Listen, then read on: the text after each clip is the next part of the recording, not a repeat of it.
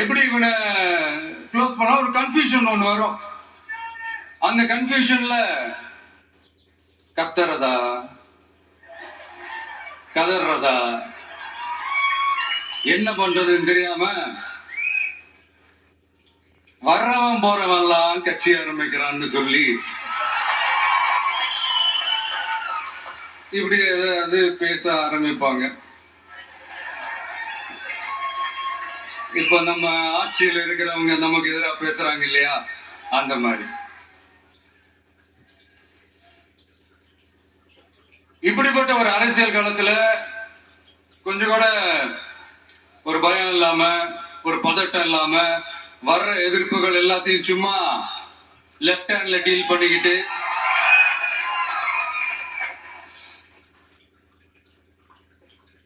இதோ நம்மளுடைய தமிழக வெற்றி கழகம் முதலாவது ஆண்டை கடந்து இப்ப 2வது ஆண்டுல அடி எடுத்து வைக்கிறோம். இந்த ஒரு காலகட்டம் தான் மிக முக்கியமான ஒரு காலகட்டம். ஏன்னா ஒரு அரசியல் கட்சிக்கு ஒரு பெரிய பலமே அந்த கட்சியினுடைய கட்டமைப்பு தான். அதுதான் அந்த கட்சியினுடைய ஒரு வேறு மாதிரி, ஒரு அடிப்படை பலமே அதுதான். ஒரு ஆலமரம் மாதிரி ஒரு கட்சி ஒண்ணு வளரணும்னா அதுக்கான அந்த வேர்களும் விழுதுகளும் ஸ்ட்ராங்கா இருக்கணும் இல்லையா? அப்படிதான் நம்மளுடைய இந்த அமைப்பை பலப்படுத்துற ஒரு வேலையை தான் இப்ப நம்ம செஞ்சுக்கிட்டு இருக்கிறோம். தமிழ்நாடு முழுக்க மாவட்ட நிர்வாகிகள் எல்லாரையும் தேர்ந்தெடுத்து அறிவிச்சிட்டு இருக்கிறோம். இந்த நேரத்துல நம்ம மேல ஒரு கம்ப்ளைண்ட், அது என்னன்னா, அதுதான் எனக்கும் புரியல.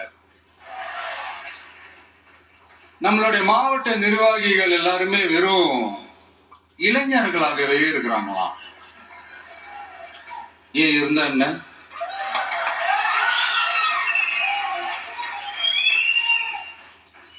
அறிஞர் அண்ணா அவர்கள் கட்சி ஆரம்பிச்சப்பா அவர் பின்னாடி நின்னதும், புரட்சி தலைவர் எம்ஜிஆர் அவர்கள் கட்சி ஆரம்பிச்சப்பா அவர் பின்னாடி நின்னதும் வெறும் இளைஞர்கள் தான்.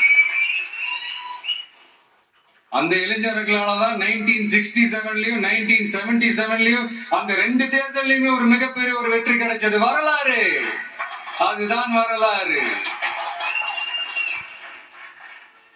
இப்ப அதே மாதிரி நம்ம மேல இன்னொரு கம்ப்ளைண்ட், அது என்னன்னா, நம்மளுடைய கட்சி நிர்வாகிகள் எல்லாருமே சாதாரண குடும்பத்திலிருந்து வந்தவங்களாம்.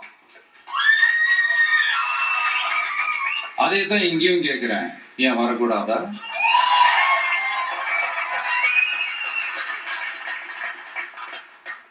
சாதாரண குடும்பத்தில்